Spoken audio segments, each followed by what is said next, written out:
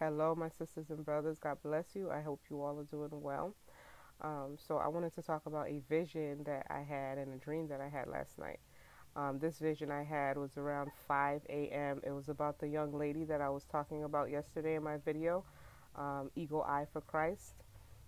So, I saw her in her dining room, and she was holding up a wedding wine glass. I remember there was a table in the dining room, and she was standing in front of a cabinet that was full of wedding wine glasses. And she took one out, and it was decorated in pink. I can't remember in detail what the decoration looked like, but I remember it was like little zigzag pink, um, something pink on the wine glass. And she said something, I cannot remember what she was saying, but I knew that she was making a video because she held the glass up so that everybody could see. And then once she showed everybody the wedding wine glass, she put it back in the cupboard. And then that's how I came out of the vision. I know it has something to do with the wedding feast. I'm not that great at decoding symbolism sometimes. Sometimes I get it right off the bat, but sometimes, you know, it takes somebody to bring more clarity about it. So if anybody knows exactly what that means, feel free to comment. And so that was that. And then I had a dream that Jay Z came into my bedroom. So we know that celebrities are fallen angels, they're clones. I always like to mention that in case people see celebrities in their dreams, it's not the actual celebrity, it is a fallen angel, a clone. So the moment that he stepped in, he was very, very skinny, very, very skinny. And when you see that, that means that they're losing their power over you. Personally, I think it was the actual devil using Jay Z's face for many reasons. One is because he usually takes a certain person's face, which I'm familiar with, and I always know that it's a demon and not the actual person. And this time he took the form of Jay Z, and Jay Z is the top rapper in the music industry in the world. So that's one of the reasons why I feel like it was the devil.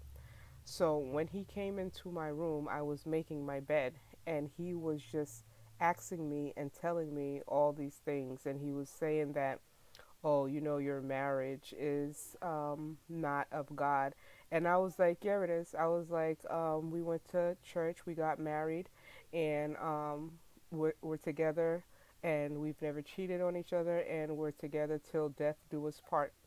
So I was like, I don't know what you're talking about. And I was like, even if God didn't select that person for me, we make that mistake sometimes, but he did um, approve it because we did it the right way, and we are together till death do us part. And then he just kind of looked down, and then he said something else. He's like, oh, God would never choose a person like you. I'm like, yeah, he would. His ways are not our ways. His thoughts are not our thoughts. And he chose Apostle Paul, who was a murderer of Christians. So, yeah, he can. And he was saying that because he said that you have a bad heart, which he was very accurate back then. I did have a bad heart. I let people ruin me. I was very sensitive and very naive. And I was kind of those types that was always underneath people, and people just broke my heart, and I became something else. So I knew what he was getting at, and he knew that this always used to work on me before. I always used to cry out to God and say, like, my heart is like so bad, I can't be used, and I would say all these things. I don't know what's wrong with me. I used to fast so that my heart would be like how it used to be, and it used to mess with me a lot. It made me not believe in who I was, and I was very confused. So I knew exactly where he was going with it, and I was not having it this time. I was like, I am not going to believe a liar and the father of lies. I will not believe that anymore. And so once I gave him, a verse, I said, Yeah, he can use somebody like me. His ways are not our ways. His thoughts are not our thoughts. And then he looked down again, and he was trying to think of something else. And while he was doing that, and I was like, "Oh, and then can I tell you something else?" And he was like, "No, no, that's enough. I don't want to hear anymore." So the fact that he came in as Jay Z, and he was so skinny, meaning that he's losing his power. I felt like he was trying some type of a final attack just to see where I was at, where I stood, because if you don't know who you are, he can have power over you because of your lack of faith, confusion, and he can enter you because of those things. So that's why when I make those videos saying, make sure you know who you are and you are the elect, I'm saying that for a reason, because he does not want you to believe in who you are. He used to get me like that all the time, all the time. And I also wanted to say, if you are getting attacked a lot right now, especially sexually, this is something I wanted to talk about and I forgot to mention.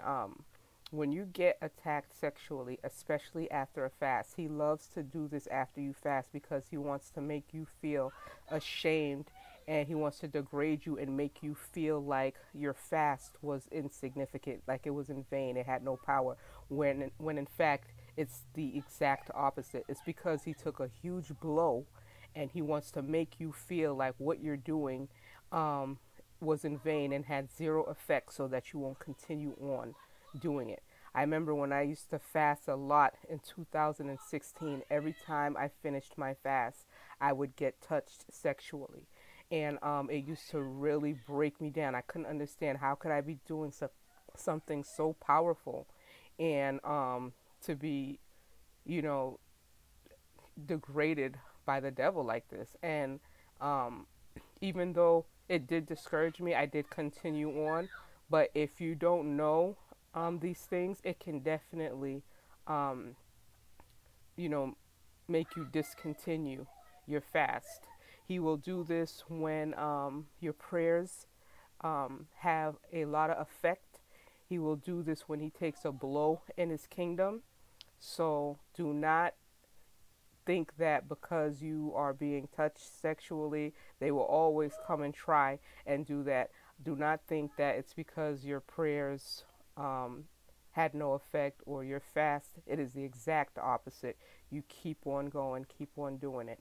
Um, so I just found that very interesting. He looked at very pathetic in my room. It's like I could see him putting his head down, thinking of something to say to try and see where I'm at in my walk. You know, just bringing up random things like, "Oh, you know, you could never be used," or "What about your marriage?" And I'm just like, "Huh?"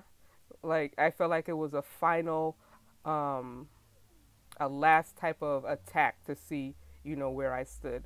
So if anybody is, you know, going through attacks, you should be. If your walk is legit, you have a good walk with Christ, you should be getting attacked. And it should be progressively getting worse the closer that we get, it should be getting worse. So don't look at that as nothing. Just know that your walk is good, and this is why he's attacking you. You should worry if you're not getting attacked. Um, so that is basically it. I hope everybody has a great day, and God bless you.